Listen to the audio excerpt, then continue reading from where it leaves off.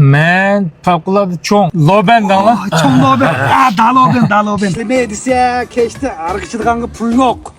İşleye dese bu lobenli kemme diye şımbatıda. Kunga chiqib yani o'dirib kech qo'yibman shu kitlarimiz.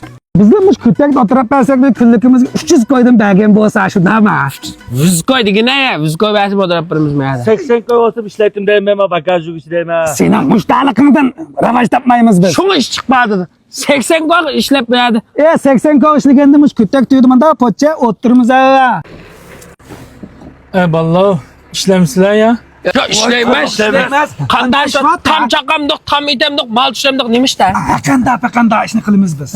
Men favqulodda cho'ng lobendan lan. Çoğun loben. Da loben. Bak Qashqarga bir cho'ng igilik tikilgil keldi.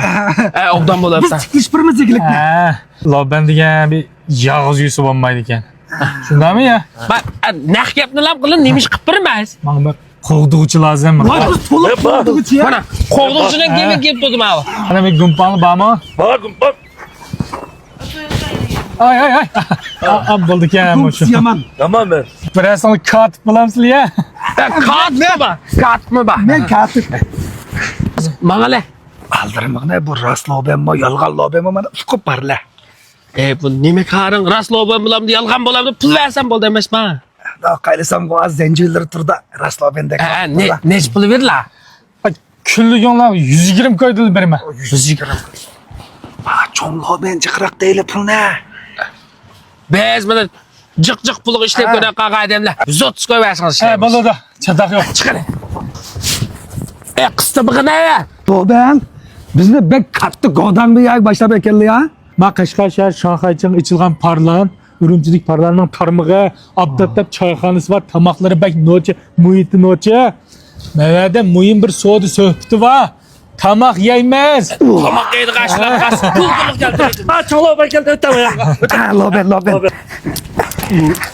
Ey bu ayat o'tlasanmi bo'ladi. Koppa ya ben oturam ha. Bizning maldiki bizning uy o'xshamdi ya. Abi godan keme ya.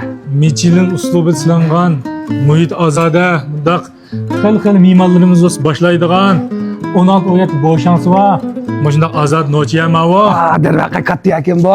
Tomoq yeydi, tomoq. Meva salatdan birini. Hisadın birini andın ha.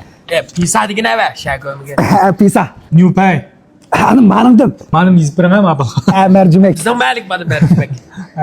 Hanım benim yeyle loben. Bo'ldi. Mujmu shitqiyvasan. Oha pisa geldi. Vallahi. Ya astra Allah ya. Ne bak ulan? Bak çamayda ya. Loben faqat yemaydi ya. Loben'inki işte süvenken tanakla koşuyor ki Loben'in. Avat unda noch chimlik ma bor. Şundagina bekbez chimlikken bu. Loben. Bizim bir kundu muyda lochiyaga kasları biz pulanmayın işlep bir tıklayayım sizlerge. Ma'qul. Adaş yaxshimi? Qanday tinchlik ekan? Loben kim ama bu? Ay o'tiranglar, mening mevimim bor, ada kelinglar. Loben abi Loben oturdu.